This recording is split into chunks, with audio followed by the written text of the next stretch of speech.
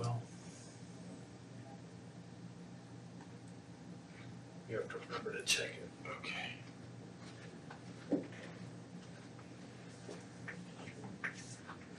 Three. ER.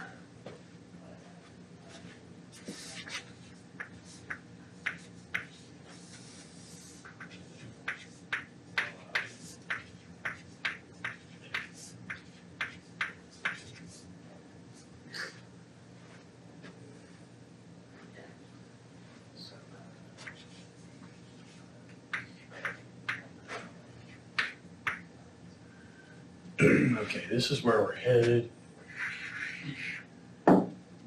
Starting with section 5.3, really the only thing I want to say here is this stuff about endothermic and exothermic.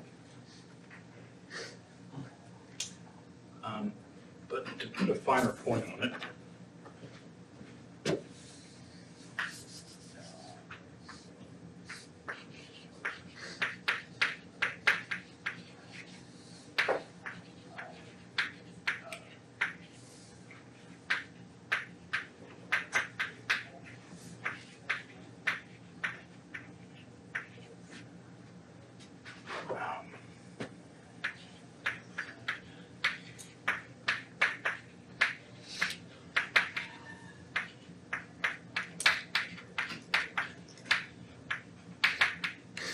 so we have these changes. You could also say processes. All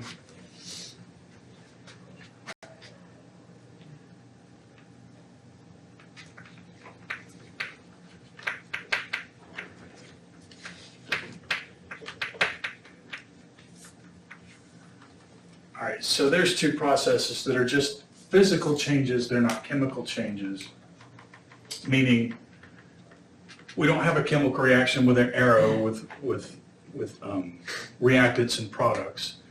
A chemical reaction means bonds are broken and then new bonds are formed. That would be a chemical change.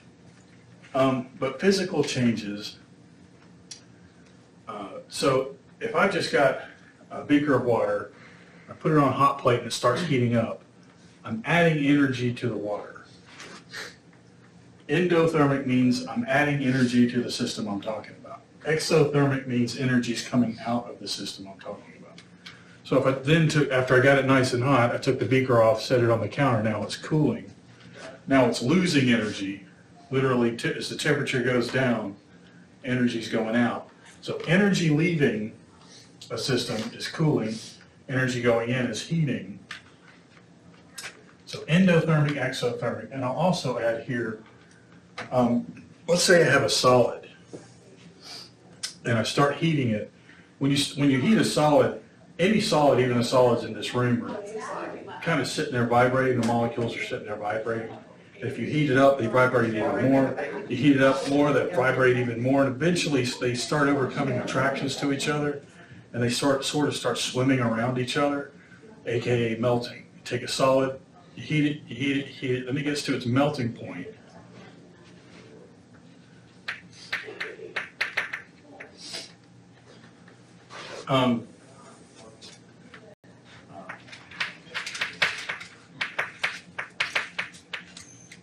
I'll say solidification. We usually say fusion though. So you heat it, you heat it, you heat it. That's an endothermic process. And then when you take it, when it goes from solid to liquid, that's a melting process. That's also endothermic. But then if I let it cool, the liquid cools, the liquid cools. That's a cooling process, exothermic. And then it resolidifies. Energy comes out when it resolidifies. That's exothermic. And then the next thing is, if you can get it to a liquid, and you keep heating it and heating it, eventually it becomes a gas. So,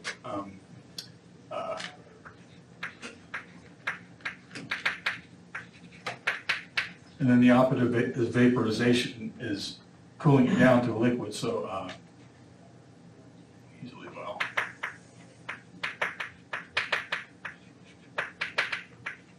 There. there. So there's 3 endothermic physical changes, and there's 3 exothermic physical changes. So where I want to go now is chemical changes. When you break bonds, energy is going in. So it's endothermic.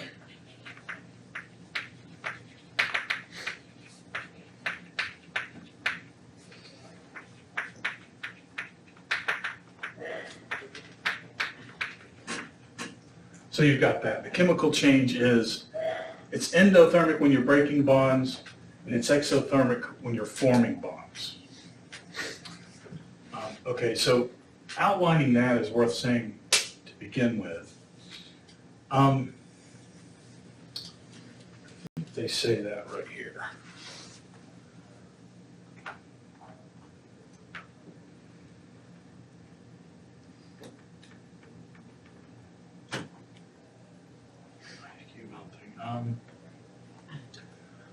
You can ignore the stuff about PV work. That's more thermodynamics than I think we should do. Okay. These of reaction. All right. So let me use this combustion reaction up here as a guide. So now we're just dealing with chemical changes. I just wanted to mention the physical changes. Let's jump. All right. CO2, H2O, CH4, and O2.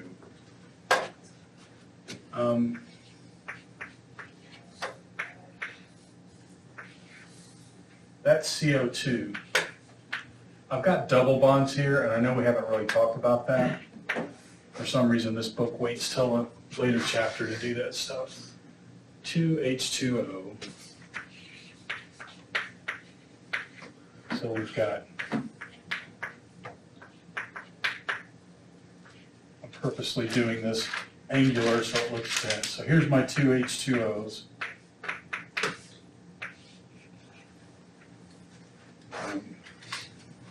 CH4, O2.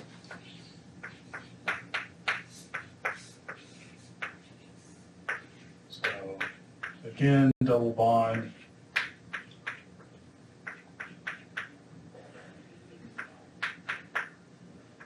So what I mentioned before about bonds breaking and bonds forming.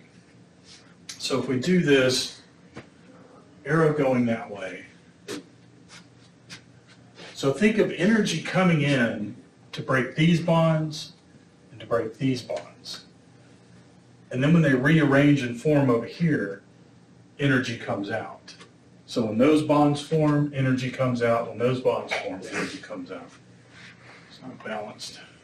Need a 2 there.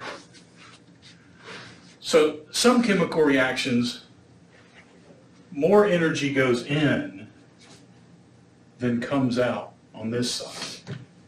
So if 10 units of energy go in and only 5 units of energy come out, overall, has energy gone in or energy come out? Overall.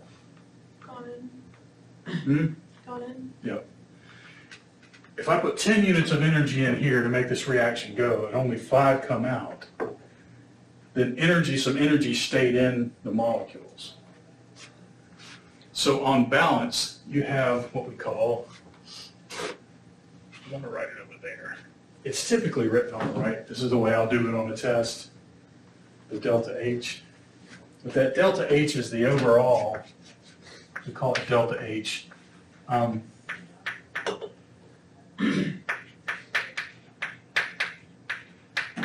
Just a fancy word for the energy enthalpy change. And it literally means heat in or out. This is saying plus 800 kilojoules, delta H plus, yes.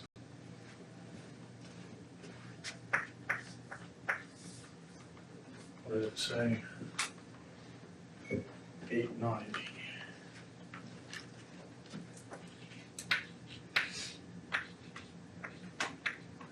All right, so joules is a measure of energy. This is saying that doing a reaction this way, this much energy overall has gone in. More than that went into breaking the bonds, and then some came out, and this is what was left in there. That's why it's a positive sign. Literally, though, I could just write this backwards.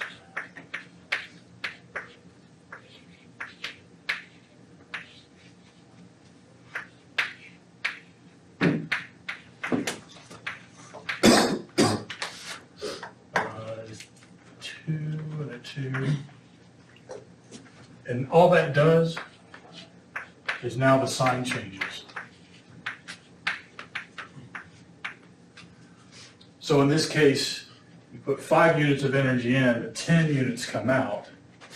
And this is a combustion reaction. I mentioned this the other day.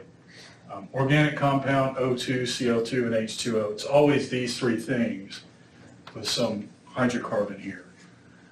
The fact that we get energy out of this, so the negative tells you overall energy came out during this reaction. Some energy went in to break bonds, and then some energy came out when the bonds formed, but on balance, this much energy came out. And combustion is gasoline in your car, so you use some of this energy for kinetic energy. You build a campfire, combustion, you get heat out of it so it keeps you warm. So just remember that you have to put energy in to break bonds to begin with, and then when the new bonds form for the new compound, some energy comes out. In some reactions, it balances where you get some energy out overall, and some reactions, energy goes in overall. So we can talk about reactions as being endothermic and exothermic. When you break bonds, it's always endothermic. And when you form bonds, it's always exothermic. The question is, what's the balance between the two? Does it take more here and you get less out? Then it's endothermic. But if you put less here and you get more out, then it's exothermic. This is exothermic, negative. Exothermic, and this is endo. So negative exothermic, positive is endothermic. All right. I want to go ahead and show you some calculations with these. I started to try to do this a few weeks ago to try to squeeze it on the test one. I don't know if you remember. Let's do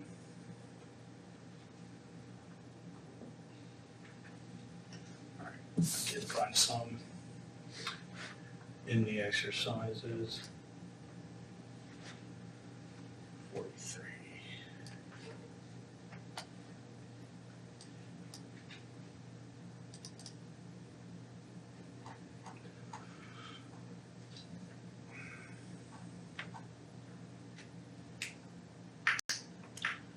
All right, so let's do 544. This one. So, just looking at it, is this endothermic or exothermic? Endo. It's positive, so it's endothermic. That means energy went in overall during the reaction. 2CH3OH.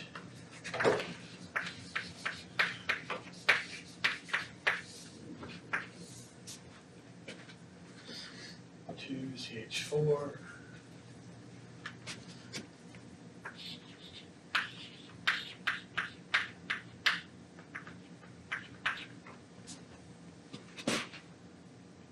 O2 and the delta H. So balanced.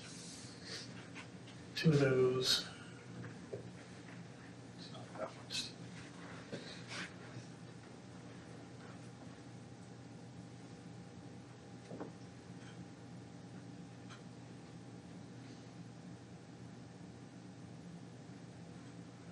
Maybe it doesn't matter if it's balanced, but it's bugging me.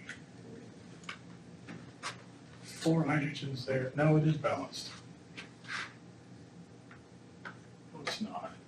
That's not balanced, is it? Am I crazy? Got 8 hydrogens here. Yeah, it is balanced. Okay, good. 252.8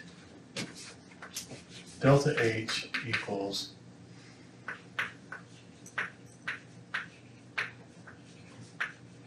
kilojoules. Okay. Similar to me saying that there's relationships in a equation like this, there are these equations, there are these relationships in here. I just write them.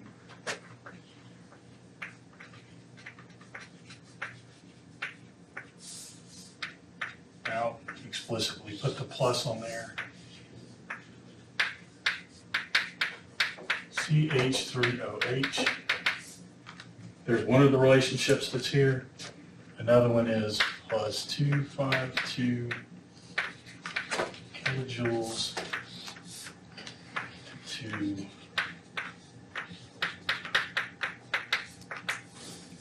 and then there's plus 252.8 kilojoules of energy when there's 1 mole of O2.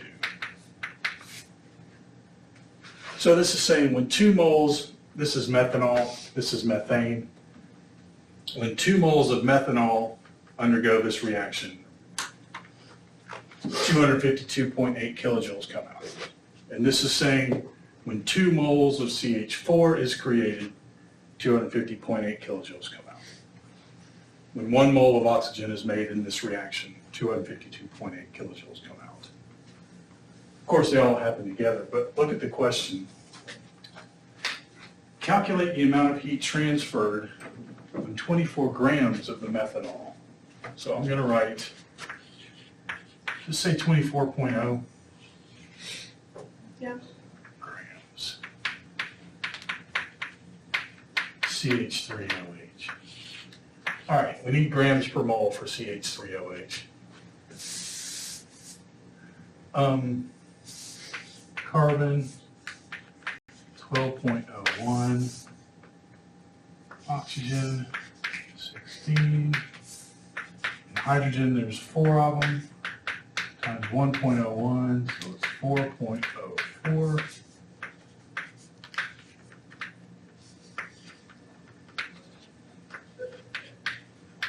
right, y'all can do that, right? I didn't say anything about the tests. I more or less have them all graded. I don't want to fix them up a little bit, tally up all the scores, but it's mostly A's and B's, a few C's. One was really low, but you know that, whoever it was, she left a bunch of them blank. But if I can get them fixed up between now and lab, I'll give them to you in lab. But scores were overall good. But so y'all are able to do this, right? So 32.05, did I do that right? 32.05?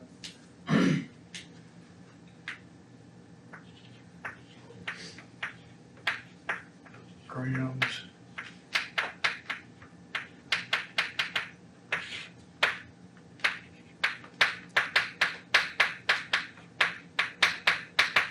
So I just put this here, flipped over so I have grams canceling.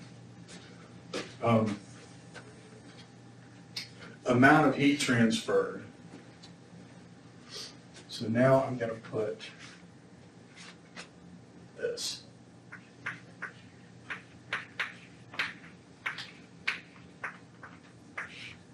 Kilojoules, I'm going to make sure I'm going to say 2 moles.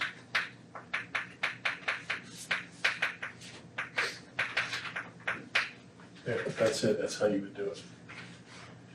If you put 24.0 grams of methanol into this reaction, this is how much heat will come out once you calculate it through. Grams cancel, moles cancel, you get the amount of energy. Does that make sense? And what's the next question?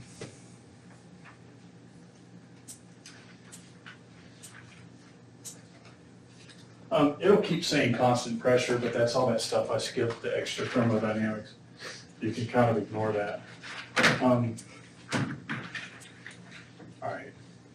For a given sample of methanol, enthalpy change means energy. So what is the energy of the reaction when 82.1 enthalpy change, 82.1 kilojoules?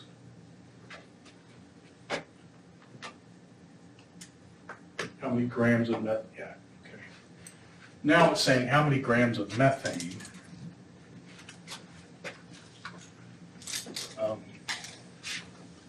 So I'm using this one. So separate question. 82.1 kilojoules.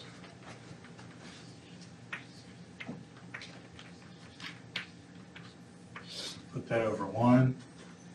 I'm going to use this, but I need kilojoules on the bottom, so I'm going to go 252.8 kilojoules to 2 moles.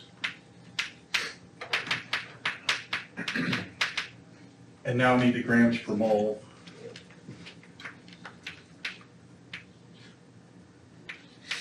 CH4.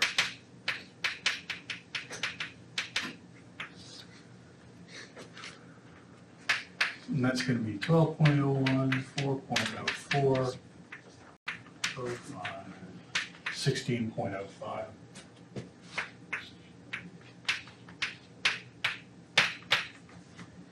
That's how many grams of methane you'll get if you got this much heat out of it when it reacted.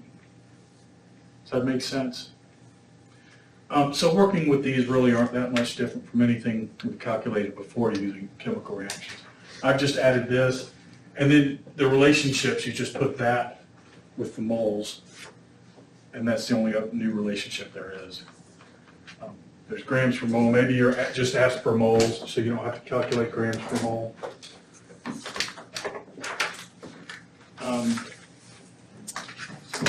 How much heat is released when it's 38.5 grams? That's just like we did up here for methanol. And you could ignore the constant pressure stuff. All right. I'll give you some of those to practice. So all the stuff we covered today, I'll give you some back of the book stuff to practice. And then we'll just go on with chapter 5. And I think that list I had here is completes test 2 up to where we are. I'll try to get your test ready and give them to you in lab. I'll see y'all in lab. You're turning our labs in lab too, right? Yeah, you can turn them in. You guys have any questions on that lab? The last lab? There was one question, I think it was it was,